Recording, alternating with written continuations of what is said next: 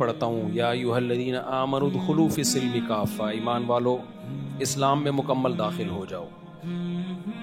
آپ نے شاید ہی کوئی بیان دیکھا ہو جس میں نے یہ آیت نہ پڑھی ہو۔ اس کی وجہ کیا ہے کہ یہ میں جب بیان کرتا ہوں تو عموماً میرا خطاب مسلمانوں سے ہوتا ہے جو اسلام میں داخل ہو چکے ہیں۔ یہاں بھی جتنے لوگ بیٹھے ہوئے ہیں جمعہ پڑھنے کے لیے آئے ہیں، ظاہر ہے سارے وہی ہیں جو اسلام میں داخل ہو چکے ہیں، مسجد میں داخل ہو چکے ہیں، تو اسلام میں کیوں نہیں ہوئے ہوں گے؟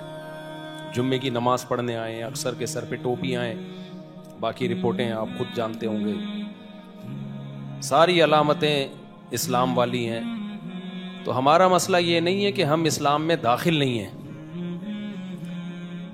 تو یہاں جتنے بھی لوگ ہیں جو اس وقت بیان سننے کے لیے بیٹھے ہوئے ہیں، بھائی اسلام میں تو سب الحمدللہ ہم داخل ہیں۔ تو مسئلہ ہمارا یہ نہیں ہے کہ ہم اسلام میں داخل نہیں ہیں، مسئلہ ہمارا یہ ہے کہ پورے داخل نہیں ہیں۔ اس لیے اللہ تعالیٰ نے یہ جو آیت میں نے پڑھی ہے، یا ایھا الذین آمنوا ادخلوا، داخل ہو جاؤ، فی السلم، اسلام میں، اگر اتنا ہی ہوتا، آگے فل اسٹاپ ہوتا، تو ہم کہتے ہیں اللہ ہم اور کہاں داخل ہوئے ہوئے ہیں؟ ہم کلمہ پڑھتے ہیں، ختم نبوت کے قائل ہیں، توحید کے قائل ہیں، تو ہم تو اسلام میں داخل ہیں نا۔ اس لیے اللہ نے فل اسٹاپ یہاں نہیں لگایا، آگے فرمایا کافتن، پورے داخل ہو جاؤ۔ دیکھو جب کسی کو کوئی آرڈر دیا جا رہا ہوتا ہے، اکثر وہ آرڈر اس وقت دیا جا رہا ہوتا ہے جب سامنے والا اس آرڈر کو پراپر فالو نہیں کر رہا ہوتا۔ تو اس آیت سے صاف پتہ چلتا ہے ہمارا مسئلہ یہ نہیں ہے کہ ہم اسلام میں داخل نہیں ہیں، ہمارا مسئلہ یہ ہے کہ ہم اسلام میں پورے داخل بولو نہیں ہیں۔ کتنے داخل ہیں؟ بھائی میٹھا میٹھا، ہپ ہپ، کڑوا کڑوا، تو یہ والے داخل ہیں، یہ والے اسلام میں ہم داخل ہیں۔ وہ ایک بدعتی مولوی صاحب تھے نا، بیمار ہو گئے،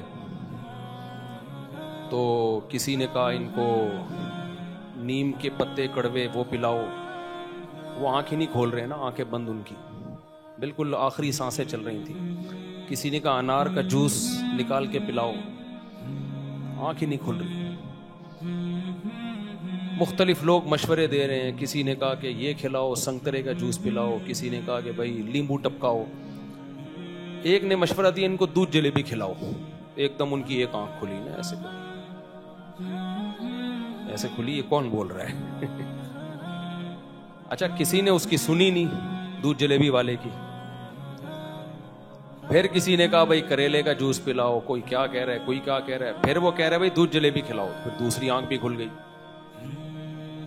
جب 3-4 دفعہ ہوا نا تو پھر مولوی صاحب نے کہا بھائی اس کی بھی تو سنو، یہ کیا کہہ رہے ہیں، اس کی بھی تو سنو، سارے اپنی اپنی بولے جا رہے ہو۔ تو ہماری بھی ایک آنکھ کھلتی ہے جب ہمیں اسلام میں اپنے آپ کو کوئی فیور ہمیں مل رہا ہوتا ہے، جب ہمیں کوئی فیور مل رہا ہوتا ہے تو اسلام ہمیں بہت اچھا لگ رہا ہوتا ہے۔ عدالتی خلا میں تو بہت ہو رہا ہے نا، اب بیگم نے کورٹ سے خلا لے کے چلی گئی، آپ کتنے سیکولر، کتنے لبرل ہو، آپ اسلام کو کبھی آپ نے فالو ہی نہیں کیا، جاؤ گے آپ مفتی کے پاس، مفتی صاحب according to Islam, according to شریعہ، یہ خلا کنسیڈر ہے، ویلڈ ہے یا نہیں ہے؟ ابے تو کب سے مولویوں کو پوچھنے لگا بھائی؟ آج تک تو کبھی کسی مسئلے پہ آپ نے مولویوں سے فتویٰ نہیں لیا، کبھی بھی نہیں آپ نے پوچھا۔ چلو غنیمت ہے، پوچھ رہے ہیں، ہم ان کو بھگاتے نہیں ہیں، فتویٰ ہم دے دیتے ہیں کہ کیا ہے، کیا صحیح ہے، کیا غلط ہے۔ لیکن ایسے ایسے لوگ بھی آ رہے ہوتے ہیں جنہوں نے کبھی بھی کسی مولانا کو لفٹ بولو نہیں کرائی۔ کیوں؟ ان کو پتا ہے بھائی اسلام اس موقع پہ کسے فیور کر رہا ہے؟ مرد کو فیور کر رہا ہے، یک طرفہ خلا میں عورت کی بات نہیں مان رہا سوائے چند کنڈیشن کے۔ رفیع بھائی کو بہت غصہ آتا ہے ایسی بات پہ۔ رفیع بھائی ایک دن مجھے کہنے لگے آپ جو کہتے ہو کہ عدالت خلا نہیں دے سکتی، شوہر ہی بیوی کو طلاق دے سکتا ہے، تو جو عورت نہیں رہنا چاہتی وہ کیا کرے پھر؟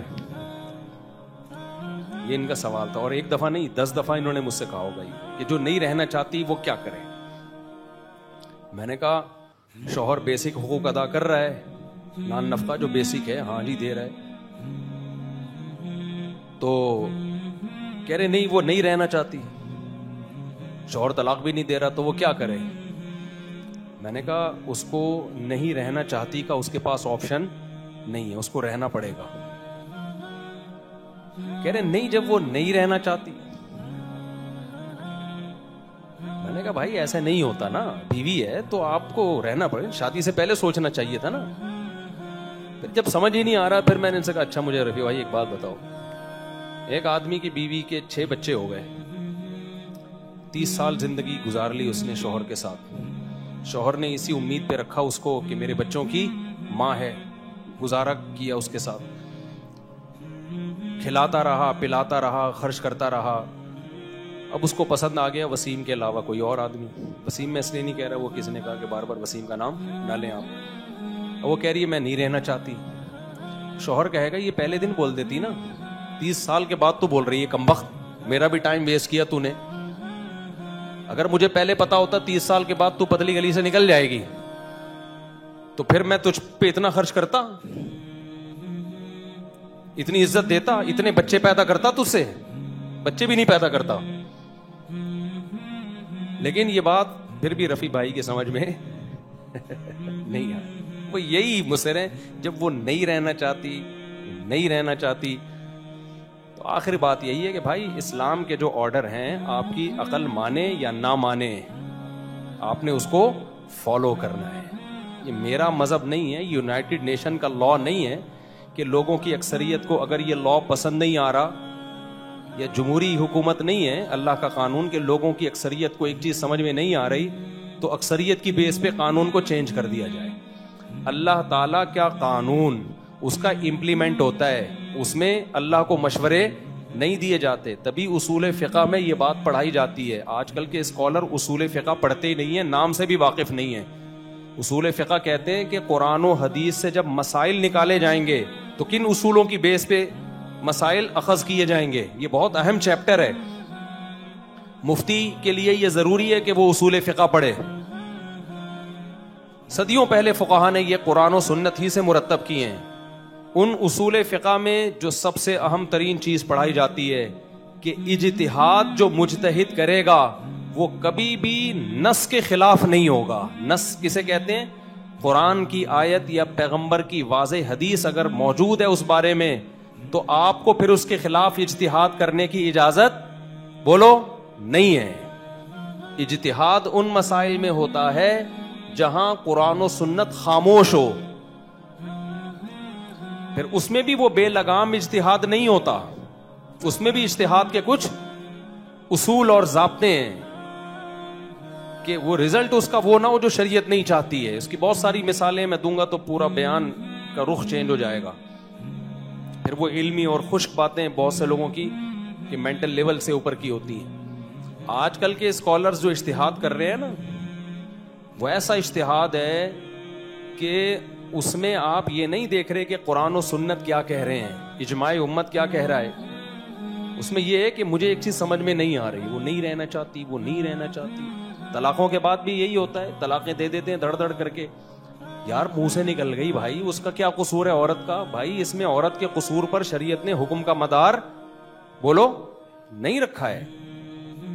عورت کا قصور ہو یا نہ ہو, مرد کی زبان سے طلاق نکلے گی, نکاح کیا ہو جائے گا؟ ختم. اب آپ کو سمجھ میں یہ حکم آئے یا نہ آئے تو اس سے یہ نہیں ہوگا کہ وہ شریعت کا حکم چینج ہو جائے گا.